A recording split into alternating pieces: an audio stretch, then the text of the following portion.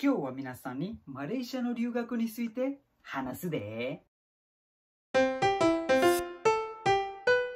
Yo! What's going on, 日本？リクやで。ご存知の皆さんもおるかと思いますけど、私はですね、6年間ぐらい日本に留学しまして、そして今は日本のローカルの企業で社会人として頑張っております。マレーシア人にとって日本に留学することはそこそこ有名というかメジャーというか一般的な話やねんけど、逆にですね、日本からマレーシアに留学するっていうことも最近はね、人気が出始めているっていうことが分かりましてですね、そしてそういう学生たちも少なくはないんです。ということでですね、今日は皆さんにですね、マレーシアの留学についてより詳しく説明してくださる方がいらっしゃいますので、できるだけ情報を共有したいと思います。では早速見ていきましょう。Let's go!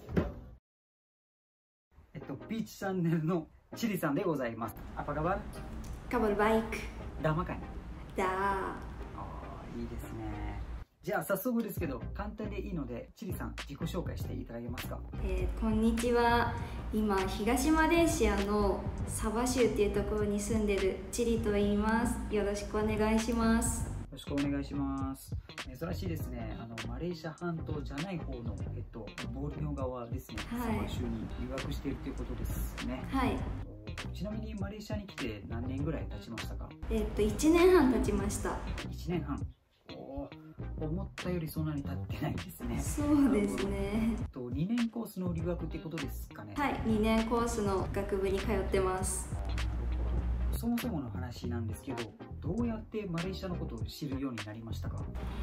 私が小学校3年生ぐらいの時にマレーシアの警官さんがうちにホームステイしに来まして、それがきっかけでマレーシアを初めて知りました。なるほど。人としてマレーシアのことを分かったっていうか知るようになりましたっていうことですね。これは珍しいですね。それでマレーシアに留学しようと思ったきっかけとかはありますか？でちょっと時は遡って、私が20歳の時にディックさんと同じペナン出身の中華系マレーシア人の人と会う機会がありまして、で彼が6カ国語ぐらい喋れるすごい人だったんですね。すごいですよね。でなんか同い年なのになんか1カ国語しか喋れない私と6カ国語も話せる彼のレベルの差っていうものをすごい感じちゃったんですけど、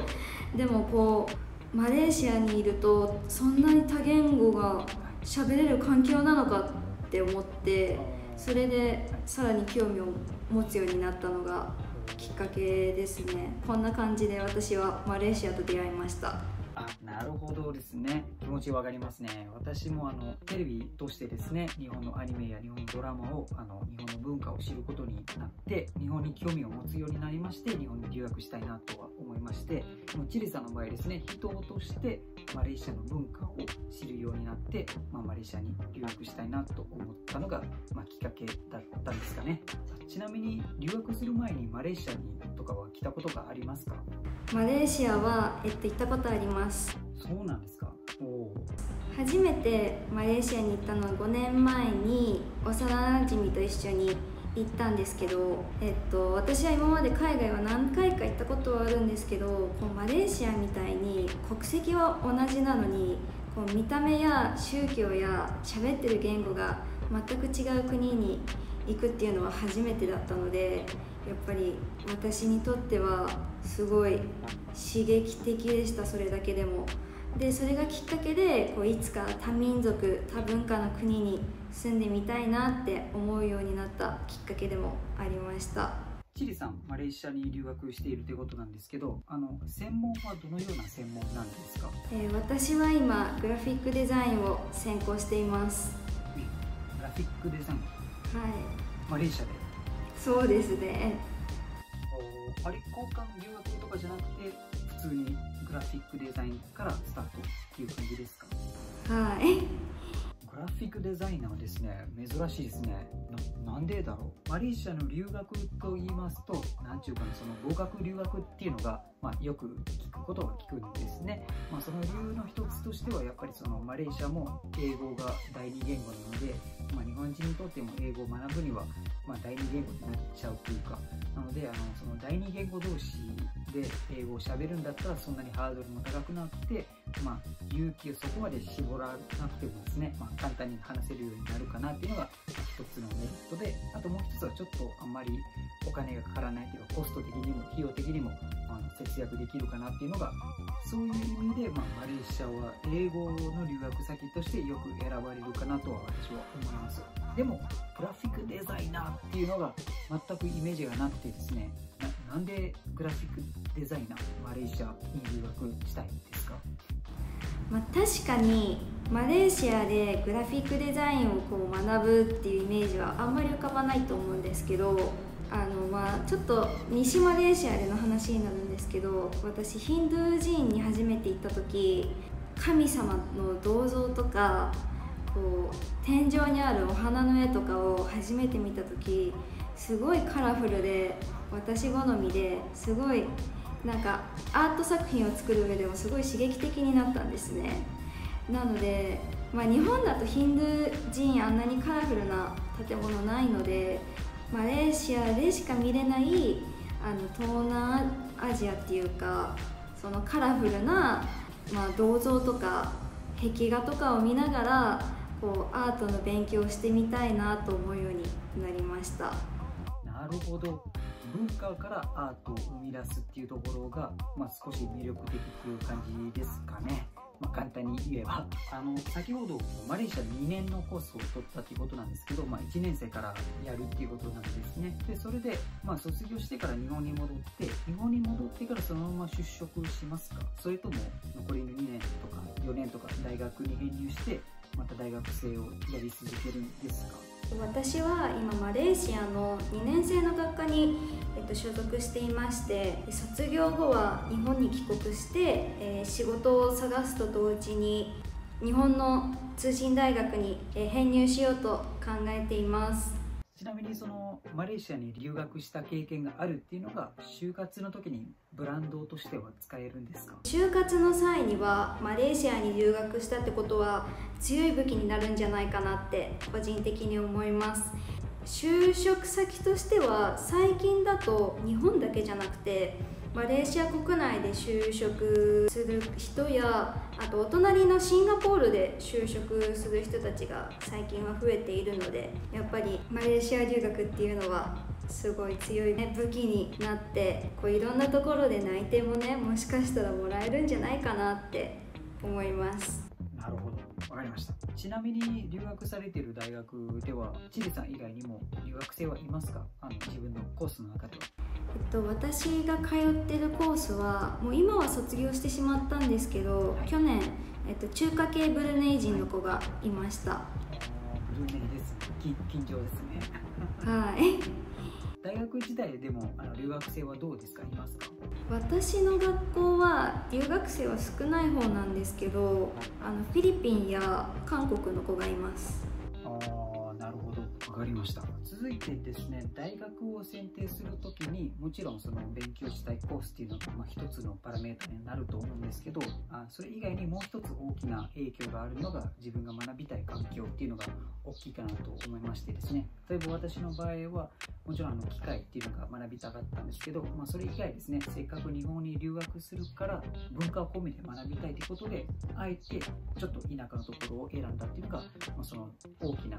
影響があったかなと思いましてですね、チリさんの場合ですね、マレーシアの大学を選ぶときにどういう要素を考えて選んだんですか？マレーシアのサバ州を選んだ理由は、まず留学するなら日本人が少ないところがいいなって思ったのと、あと西マレーシアだったら友達結構できたんですけど、ボルネオ島があるサバ州とサラワク州はご縁もそんなになくて、どうせなら一から自分の力でマレーシアのこと知ったりお友達を作りたいなって思いました。でそして私は山とか綺麗な海とは無縁な生活を日本で送っていたので、自然豊かなところに住みたいなっていう夢を叶えたいなって思いまして、サワ州ならこれらを全て実現させることができるなと思ったのでサワ州を選びました。少し気持ちは分かります。私もそんな感じでした。自分のクラスの中でもね、大学の時は私だけ留学生だったんで、それがきっかけですごく友達が作りやすい環境になりましてですね、日本の様々な文化を教えていただいてですね、大学の生活は楽しく送ることができました。続いてですね、ちょっと学費について教えていただきたいんですけど、マレーシア留学する時にコストがそんなにかからないというイメージはあるんですけど、ヨーロッパとかアメリカとか比較する場合ですね、どうですかね、実際は。学費なんですけども、私の学校の場合は、半年に1回払うんですけど、だいたい金額は30万から40万円ぐらいですね。日本とほぼ同じですね。日本の場合も24万、25万ぐらいかな、1学期では半年とか。で、私立に通っているんですけども、私立の中では、比較的学費は安い方なんじゃないかなと思います。なるほど。留学生でも現地の人でも同じぐらいの学費ですか？はい、私の学校の場合はローカルの人も留学生も学費は同じです。なるほど。そっか。日本の場合も私は国立だったんですけど、日本人でも外国人でも大体同じ学費を支払います。場合によって留学生の方がちょっと安い時もあります。今言ってる私立の大学の場合は両方同じっていうことなんですね。そうですね。続いてなんですけど、入学するために何かが特別な試験とか提出物とかインタビューとかなんか受けないといけないことはありますか？私の学校の場合は特に英語のスコアを提出しなきゃいけないとか、あと、私の場合グラフィックデザインなのでポートレートを見せるんじゃないかなとは思ってたんですけど、特にそういった試験等はなかったですね。でもほとんどの学校の場合は IELTS とか TOEFL とかスコアが必要なはずなので、ほとんどの人は勉強するんじゃないかなとは思います。そうか。じゃあただ入学したい時にはその先生にっていうか自分のプロフィールを送って入りますっていう風にやれば入れたっていう感じですかね。そうですね。私の時はそのような形で今の学校に入りました。学校でのレッスンなんですけど、言語は英語で出るんですか？はい、全部英語で授業を受けてます。なるほど、すごいですね。ちなみになんですけど、マレーシアではですね、バティックっていう、文化があるんですけど、グラフィックデザインの勉強されているチリさんから見て、バティックっていうのはどういう感じですか？どうですか？私から見たバティックはもう一言で言うならもう本当に美しい布だなって、布と柄だなって思いました。色合いとかはどうですか？派手な感じですかね？そうですね。私一度トレンガルの方でバティック作りを経験したことがあるんですけど、カラフルな色いろんなの使ったり、あと私がその体験した工房さんでは自由に柄を描くことができるところだったので、自由に表現できたり、あと日本だとなかなかバティックを作る経験もないので、やっぱりマレーシアでカラフルで美しいものに触れながらバティックを制作できたっていうのはすごい楽しかったです。ちなみにあれですかね、日本ではというものがあるんですけど、このバティックと着物をコラボさせたらなんかありですかね？私個人的にはすごくやってみたいのでありだなと思いますね。最近だと海外の布と着物をコラボレーションさせてる起業家さんの方々もいるので、マレーシアの番じゃないかなと思います、個人的には。なるほど、そうですね。着物の布にバティックの柄っていう感じですね。はい。逆はどうですかね？バティックの布に着物の柄とかは。そうですね。逆のことをやってもなんか今まで見たことのないような美しい柄と色のコラボレーションが見れると思うので、なんか着物のバティックバージョンっていうのもやってみたいなと思います。そそうですね、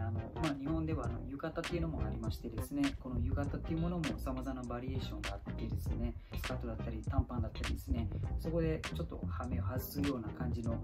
デザインになっているので、もしかしてバティックを入れるなら着物じゃなくて浴衣から行ってもいいかなと個人的に思います。そうですね、着物より浴衣の方がマレーシアの気候と合ってると思いますし、こうなんか涼しげなところとかなんかぴったりなんじゃないかなって私も思います。なるほ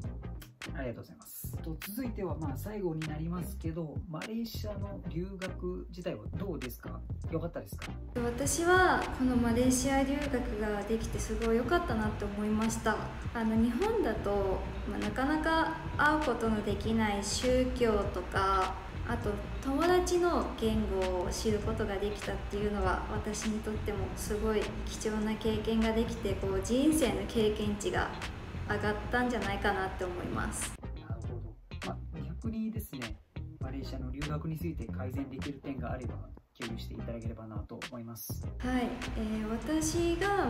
思うことは、ホームステイをする機会がもっとあればいいのになっていうのは正直思いました。なるほど、もうちょっと現地の人と触れ合える機会もいただければという感じですかね。そうですね、なんかもっと現地の人との生活に溶け込んで、こうなんかいろんなお話をするとか、遊んだり料理をして楽しむっていう何気ない日常をなんかもっと過ごす機会があったらいいのになとは思います。同感できますね。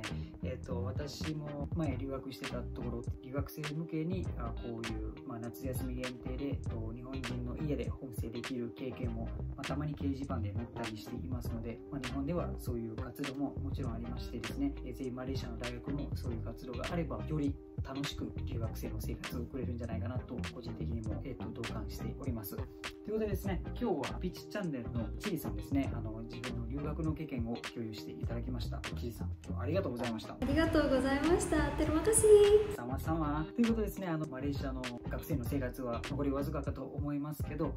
楽しんで気をつけて、送ってください。ありがとうございます。では、こんなね。またね。Jumpa lagi。いやー、どうでしたか皆さん。今日の動画はですね、マレーシアに留学を考えている方に何かしらの参考になればいいかなと思いました。ということでですね、今日の話をこの辺にしておきます。また会いましょう。以上、リキャッタでバイ。